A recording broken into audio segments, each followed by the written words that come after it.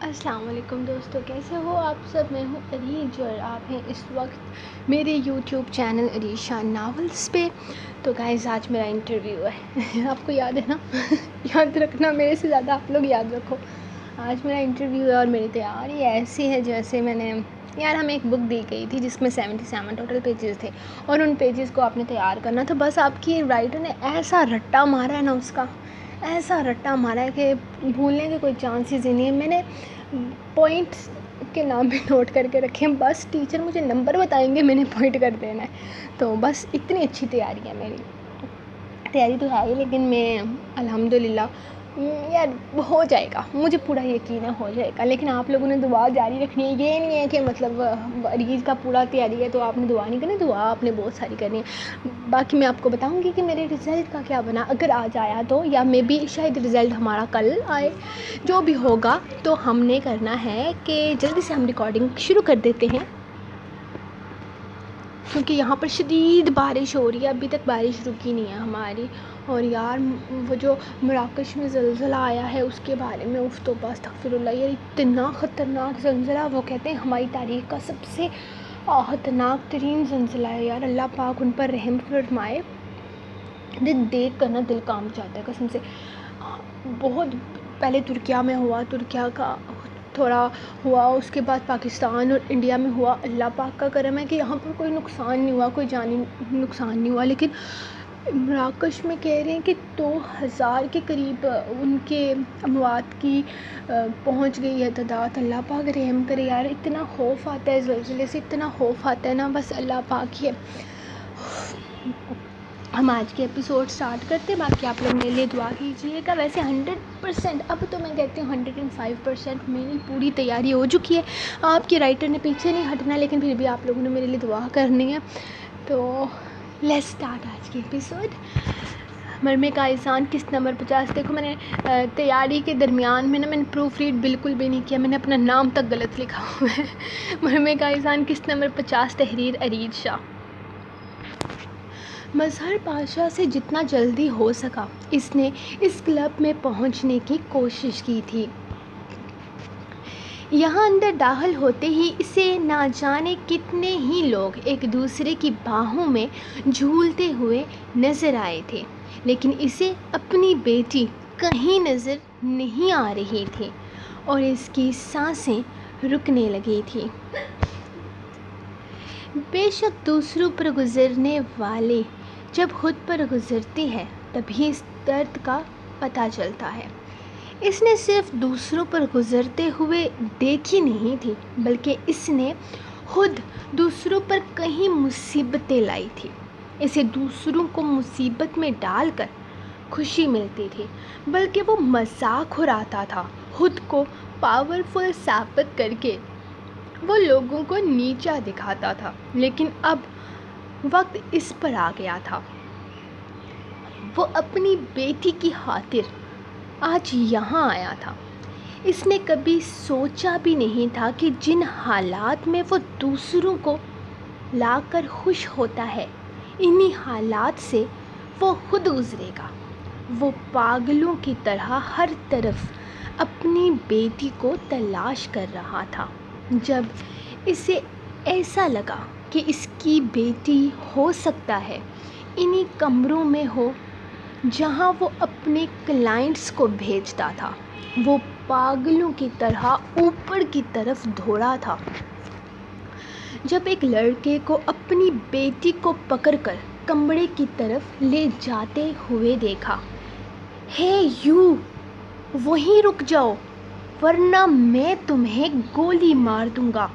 اس نے پستول نکالتے ہوئے اس لڑکے کو ڈرایا تھا، جبکہ وہ پریشان سا اگلے ہی لمحے میشا کو وہیں پر چھوڑتا وہاں سے بھاگا تھا، جبکہ کسی کی آواز سن کر کمرے سے نکلتے 3-4 لڑکے بھی اس کے پیچھے بھاگے تھے۔ وہ صرف سوچ ہی سکتا تھا کہ یہاں اس کی بیٹی کے ساتھ کیا ہونے والا تھا۔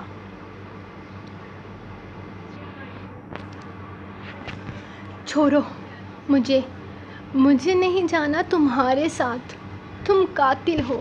گندے ہو، میری ماں کو تم نے بیچ دیا تھا اپنے دوستوں کے سامنے، مجھے بھی بیچ دو، مجھے نہیں رہنا تمہارے ساتھ، میں تمہیں شوٹ کر دوں گی۔ وہ نشے کی حالت میں پتہ نہیں کیا کیا بولے جا رہی تھی، جبکہ مظہر پاشا اسے گھسیٹتے ہوئے اپنے ساتھ لے کر جا رہا تھا۔ میں تمہیں جان سے مار ڈالوں گی، قاتل ہو تم، میری ماں کے، تم نے میری ماں کو مار ڈالا، میں پوری دنیا کے سامنے چلا چلا کر بتاؤں گی۔ وہ اسے گاڑی سے نکالتا گھسیٹتے ہوئے گھر کے اندر لے کر جا رہا تھا۔ وہ اب بھی خاموش نہ ہوئی تھی۔ خدا تمہیں غرق کرے، تم پوری دنیا کے سامنے بے نقاب ہو جاؤ، اللہ تمہیں تمہارے کیے کی سزا دے گا۔ جو کچھ تم نے میری ماں کے ساتھ کیا ہے وہی سب کچھ تمہارے ساتھ ہوگا۔ وہ سارا ادب و احترام بھلائے ہوئے تھی۔ چھوڑو مجھے، میں کہتی ہوں چھوڑو مجھے، تم بھی یہی سب کچھ کرتے ہو نا، میری ماں کو اپنے جیسے جانوروں کے سامنے ڈال دیا تھا، مجھے بھی ڈال دو تاکہ مجھے اس زندگی سے نجات مل جائے۔ وہ اسے گھسیٹے جا رہا تھا جبکہ وہ بولتی جا رہی تھی۔ اسے کوئی فرق نہیں پڑ رہا تھا کہ ان سب باتوں سے اس پر کیا گزر رہی ہے، وہ تو بس کیا اسے دور جانا چاہتی تھی۔ جبکہ اپنے موبائل پر لائیو ویڈیو دیکھتا وہ میشا کی باتیں سن رہا تھا۔ وہ اپنے باپ کے بارے میں سب کچھ جانتی تھی۔ اسے حیرت ہو رہی تھی مظہر پاشا پر، اس نے اپنی بیٹی کو کیا خود سب کچھ بتا کر رکھا تھا؟ نہیں، ایسا تو ممکن نہیں تھا۔ اس کی بیٹی اس سے کتنی نفرت کرتی تھی، اس کے انداز سے صاف ظاہر ہو رہا تھا۔ اسے میشا سے ملنا تھا، تبھی سب کچھ پتہ چل سکتا تھا۔ میں کہیں بھی نہیں جا رہی، سنا آپ نے؟ میری طرف سے انکار ہے، آپ پھپھو کو منع کر دیں۔ وہ صبح جیسے ہی اٹھی تھی، مظہر پاشا نے اسے بتایا تھا کہ وہ اسے کیپاڈوکیا بھیج رہا ہے، اس کی پھپھو کے پاس، جس پر اس نے فوراً انکار کر دیا تھا۔ آج کل وہ اپنے بوائے فرینڈ کے ساتھ اپنی زندگی انجوائے کر رہی تھی، تو ایسے میں اس کا شہر چھوڑ کر جانے کا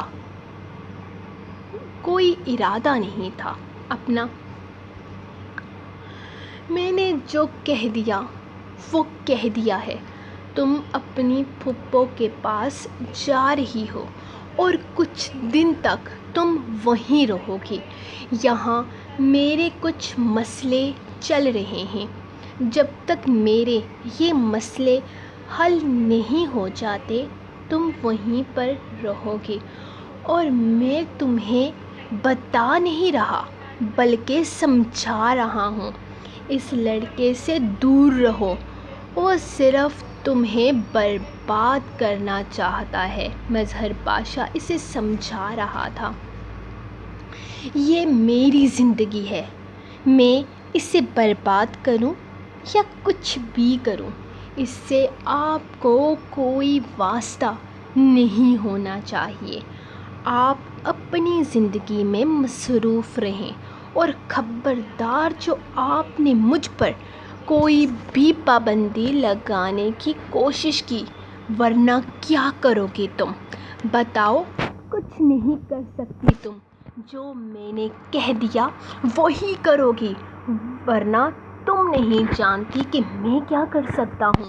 اور جہاں تک اس لڑکے کی بات ہے تو اس کو تو میں جلد سے جلد اس دنیا سے ہی ہٹا دوں گا۔ میشا، بہتر ہوگا کہ اپنی پڑھائی پر دھیان دو، فی الحال تمہاری عمر نہیں ہے بوائے فرینڈز رکھنے والی۔ اس نے کافی سختی سے کہا تھا، جبکہ وہ سر جھٹک گئی۔ میں اسے ہمیشہ کے لیے راستے سے ہٹا دوں گا۔ اب اگر تم اس سے ملی یا تم نے میری بات نہیں مانی نا، تو تم جانتی ہو کہ میں اس کے ساتھ کیا کروں گا۔ آپ اس کے ساتھ کچھ نہیں کریں گے، سمجھے؟ آپ جہاں کہیں گے میں چلی جاؤں گی، لیکن پلیز اس کے ساتھ کچھ مت کیجیے گا۔ وہ فوراً اس کی دھمکی میں آ گئی تھی، کیونکہ وہ جانتی تھی کہ اس کا باپ کچھ بھی کر سکتا ہے۔ بس پھر ٹھیک ہے، تم کل صبح ہی اپنی پھپھو کے پاس جا رہی ہو، اس کے گھر، اس نے سمجھاتے ہوئے کہا تھا، جبکہ وہ صرف ہاں میں سر ہلا گئی۔ اگر یہ کیپاڈوکیا پیارا نہیں ہوا نا، تو آپ مجھے دوبارہ سے پرنسز آئلینڈ لے جانا۔ وہ اس کے ساتھ سارا سامان پیک کرتے ہوئے گاڑی میں رکھوا رہی تھی۔ بہت پسند آئے گا ڈارلنگ، تمہیں بالکل فکر کرنے کی ضرورت نہیں۔ ہاں پسند آئے گا، لیکن میں صرف کہہ رہی ہوں کہ ہم اتنے دور جائیں گے، وہاں ہمارا وقت بھی برباد ہوگا۔ خیر آپ تو کچھ کرتے نہیں ہو سوائے رومانس کے، تو میرا تو بہت وقت ضائع ہوگا نا۔ تو آپ کی وجہ سے میرا وقت ضائع ہوا تو اس کے بدلے میں آپ کو جرمانہ بھرنا پڑے گا، اور یہ جرمانہ پرنسز آئلینڈ ہوگا۔ بولے منظور ہے، وہ اس کے سامنے ہاتھ کرتے ہوئے بولی، تو اس نے فوراً اس کا ہاتھ تھام کر اسے اپنی طرف کھینچا اور ہاں میں سر ہلاتے ہوئے اس کے ماتھے پر لب رکھے تھے۔ بس پھر ٹھیک ہے، اب تو مجھے یہ کیپاڈوکیا پسند آنے کے کوئی چانس ہی نہیں ہے۔ وہ پوری پلاننگ کرتے ہوئے زیر لب بڑبڑائی تھی، لیکن اس کی بڑبڑاہٹ سن کر وہ مسکرا دیا۔ ممکن ہے کہ تمہیں پرنسز آئلینڈ سے زیادہ کیپاڈوکیا پسند آ جائے، اس نے اس کی طرف دیکھتے ہوئے کہا تھا، جس پر اس نے فوراً نفی میں سر ہلایا۔ شاید اسے پرنسز آئلینڈ سے زیادہ کچھ بھی اور پسند نہیں آنے والا تھا۔ کوئی ایک خصوصیات بتا دیں اپنے اس کیپاڈوکیا کی، تاکہ میں اس کے بارے میں مزید کچھ سوچ سکوں، اس نے اس کی طرف دیکھتے ہوئے پوچھا تھا۔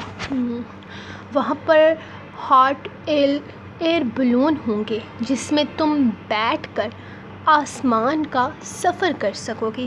ڈونٹ وری، میں تمہیں جہاز سے کودی لگوانے والا نہیں ہوں، بلکہ ہاٹ ایئر بلون ایک سواری ہے جس میں بیٹھ کر تم آسمان کی سیر کر پاؤ گی، سمندر کے اندر تو نہیں۔ تم نے وینٹی بورڈ میں سفر کر لیا، اب سمندر کے اوپر سے سفر کرو گے۔ تقریباً تم سمندر سے کوئی 40 فٹ کے فاصلے پر ہوگی، یا پھر اس سے بھی کم۔ مزہ نہیں آیا تو پیسے واپس۔ وہ اس کا ہاتھ تھامتے ہوئے اسے یقین دلا رہا تھا، جبکہ اس چیز کے بارے میں سن کر وہ تھوڑا ایکسائٹڈ ہوئی تھی۔ وہاں کی گلیاں بہت تنگ ہیں، لیکن بہت خوبصورت ہیں، اتنی خوبصورت کہ ان گلیوں میں سفر کرنا بھی اپنے آپ میں ایک بہت ہی لطیف چیز ہے۔ باقی اگر پسند نہیں آیا تو واپس جانے سے پہلے ایک دفعہ پھر سے پرنسز آئلینڈ سے ہو کر جائیں گے۔ اس نے بات ختم کرتے ہوئے کہا تھا، یہ کی نا آپ نے کام والی بات، بس مجھے منظور ہے، لے جائیے جہاں لے کر جانا چاہتے ہیں مجھے۔ وہ گاڑی کا دروازہ کھولتے ہوئے بڑے مزے سے بولی تھی، جبکہ وہ مسکراتے ہوئے اپنی باڈی کو اسکریچ کرتا ایک بار پھر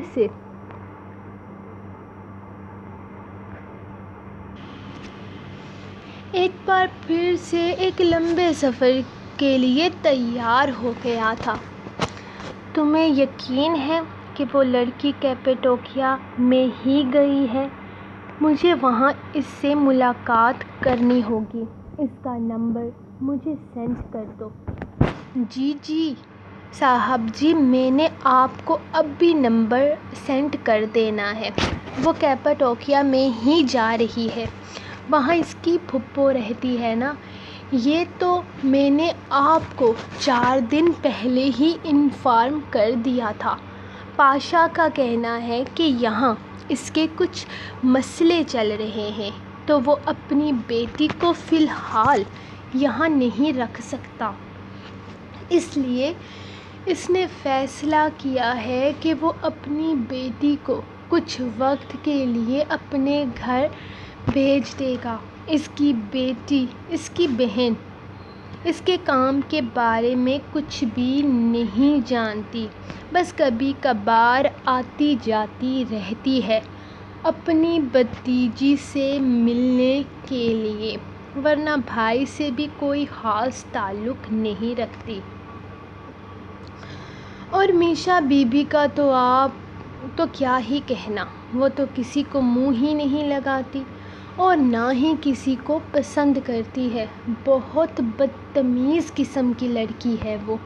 اسے اب میشا کے بارے میں بتانے لگی تھی، وہ تو اپنے باپ سے بھی سیدھے منہ بات نہیں کرتی، اتنی نفرت کرتی ہے اپنے باپ سے، بات بات پر اس کو اپنی ماں کی موت کے طعنے دیتی ہے۔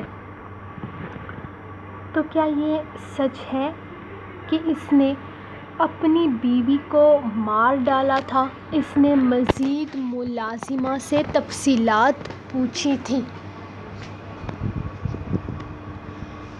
صاحب جی، یہ تو میں نہیں جانتی، لیکن پہلی دفعہ جب یہ ساری باتیں میرے سامنے ہوئی تھی نا، تب صاحب جی نے مجھے دھمکایا تھا کہ یہ بات گھر سے باہر نہیں نکلنی چاہیے، ورنہ وہ مجھے جان سے مار ڈالیں گے۔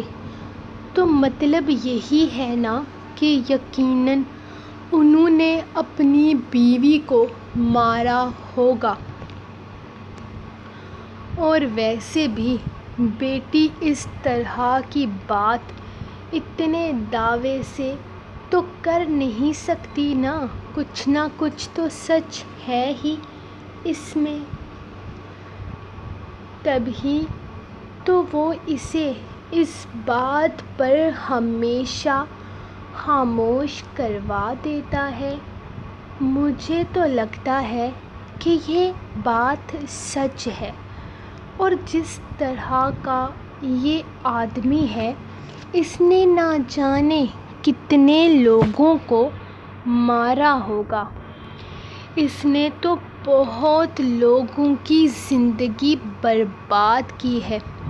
اور آپ تو بتا رہے تھے یہ اور بھی بہت سارے غلط کام کرتا ہے، یقیناً اس نے خود ہی مارا ہوگا اپنی بیوی کو، وہ یقین سے بولی تھی، جبکہ قائزان نے مزید کچھ بھی نہیں کہا۔ چلو ٹھیک ہے، تم مجھے معلومات دیتی رہنا، کچھ بھی ہوا تو مجھے بتاتی رہنا۔ باقی گھر میں کیا ہو رہا ہے وہ مجھے کیمرے کی مدد سے پتہ چل رہا ہے۔ وہ بات ختم کرتے واش روم سے نکلتی مریم کی طرف متوجہ ہو گیا تھا۔ وہ گیلے بالوں کے ساتھ آ کر آئینے کے سامنے رکی اپنے بالوں کو سکھا رہی تھی جب وہ اس کے پیچھے آتے ہوئے اس کے گرد اپنی باہوں کا حصار مضبوط کر گیا۔ انہیں کیپاڈوکیا میں پہنچے تقریباً آدھا گھنٹہ ہو گیا تھا۔ اس نے یہیں ہوٹل کا ایک روم بک کروا لیا تھا۔ ہوٹل کے باہر سے ہی اس نے اپنے لبوں کو بڑی مشکل سے کنٹرول کیا تھا ہوٹل کی تعریف کرنے کے لیے، کیونکہ وہ یہاں کیپاڈوکیا میں موجود کسی چیز کی تعریف نہیں کرنا چاہتی تھی، ورنہ وہ پرنسس آئلینڈ کیسے جاتی؟ لیکن وہ یہاں کی خوبصورتی کی بھی قائل ہو گئی تھی۔ وہ فریش ہو کر اب کچھ کھانے پینے کا ارادہ رکھتی تھی۔ ہر سفر کی طرح یہ سفر بھی لمبا تھا اور اس نے بھی کافی تھکا دیا تھا، لیکن اس کے باوجود بھی وہ گاڑی میں کافی دیر تک سوتی آئی تھی۔ تو اسے نیند ہرگز نہیں آئی تھی، اسی لیے وہ نہا کر فریش ہوتی باہر آئی ہی تھی جب اسے بیڈ پر بیٹھے ہوئے دیکھا، لیکن اس وقت وہ اس کے پیچھے کھڑا تھا۔ بھوک لگی ہے مجھے۔ اپنی گردن سے بال ہٹا کر اس کے لبوں کا لمس محسوس کرتے ہوئے وہ فوراً بولی تھی۔ اس سے پہلے کہ اس کا فل رومانٹک موڈ آن ہو جاتا، اس نے اپنی جان بچانا چاہی تھی، جبکہ وہ اس کی بات کو نظر انداز کرتا اس کی گردن سے ٹھنڈے پانی کی ننھی ننھی بوندیں اپنے لبوں سے چننے لگا تھا۔ گائز، اس نے آہستہ سے اسے پکارا تھا جبکہ وہ آئینے میں اسے دیکھتا ایک بار پھر سے اپنے کام میں مصروف ہو گیا۔ اس کے لبوں کا لمس اسے آنکھیں بند کرنے پر مجبور کر گیا تھا۔ اس نے آہستہ سے مریم کا ہاتھ تھام کر اپنے گال پر رکھا۔ کیا ہوا؟ وہ آئینے میں اس کے چہرے کو دیکھ رہا تھا، جبکہ اپنی گردن پر اس کی کوئی حرکت محسوس نہ کرکے اس نے آنکھیں کھول کر آئینے میں قائزان کا سنجیدہ چہرہ دیکھ کر پوچھا، میں تم سے بہت بہت بہت زیادہ پیار کرنے لگا ہوں مریم، بہت زیادہ۔ وہ پہلے یہ بات ہنس کر کرتا تھا، لیکن آج بہت سیریس انداز میں بولا تھا۔ میں بھی۔ اسے مریم کی سرگوشی سنائی دی تو وہ بے یقینی سے اسے دیکھنے لگا، پھر ایک جھٹکے سے اسے کھینچ کر اس کا رخ اپنی طرف کیا۔ کیا کہا تم نے؟ وہ اس کا چہرہ تھامے پوچھ رہا تھا۔ قائز کی شہزادی ایک ہی بار کہتی ہے۔ وہ رخ پھیرنے ہی لگی تھی کہ قائزان نے اسے تھام کر اپنے سینے میں بھینج لیا۔ وہ دیوانوں کی طرح اسے چوم رہا تھا، جبکہ وہ اس کے سینے میں پناہ ڈھونڈنے لگی۔ ایک دفعہ پھر سے کہہ دو نا، اس کا انداز منت بھرا تھا۔ اب نہیں کہتی، ورنہ آپ نے پاگل ہو جانا ہے۔ وہ کھلکھلائی تھی، جبکہ وہ اس کی کھلکھلاہٹ کو اپنے لبوں میں قید کر گیا تھا۔ یہ لو پڑھو پڑھو، مت کرو لائک۔ میں بھی دیکھوں گی کہ کون سی رائٹر ہے جو آپ کو ایک دن میں 2 قسطیں دے رہی ہوگی۔ میں نے بھی صرف 2-3 دن اور دیکھنا ہے، پھر اگر میں کچھ کہوں گی تو آپ لوگ کہو گے کہ رائٹر مغرور ہو گئی ہے، لیکن لائک آپ لوگ نہیں کرو گے۔ ابھی میں کچھ نہیں کہتی، لائک کرو نہ کرو آپ لوگوں کی مرضی ہے۔ اب یہ 3-4 دن کے بعد ایپیسوڈ آنا بند ہو گئی نا، تو آپ لوگ پھر شکایت نہیں کر سکتے۔ یہ بات آپ لوگوں نے یاد رکھنی ہے۔ میں اور کچھ نہیں کہتی، دعا کرنا کہ جب آپ لوگ یہ قسط ریڈ کر رہے ہوگے تب میرا شاید انٹرویو چل رہا ہوگا۔ تو یہ میں اپنے اچھے ریڈر کو بول رہی ہوں، گندے والے ریڈرز کو میں کچھ نہیں کہتی۔ جاؤ جو مرضی ہے کرو۔ تو ہم ملیں گے آپ کو نیکسٹ ایپیسوڈ میں، تب تک کے لیے اپنی رائے کو دے اجازت، دعا میں یاد رکھیں۔ اللہ حافظ۔